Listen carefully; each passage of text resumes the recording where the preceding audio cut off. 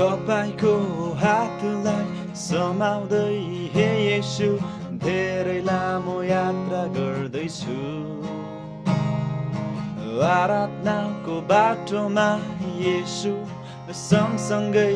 नयाँ गीत म गाउनेछु तपाईको हातलाई समाउँदै हे येशू धेरै लामो यात्रा गर्दैछु आराधनाको बाटोमा येशू सँगसँगै नयाँ गीत म गाउनेछु माया माया येशूलाई गर्दैछु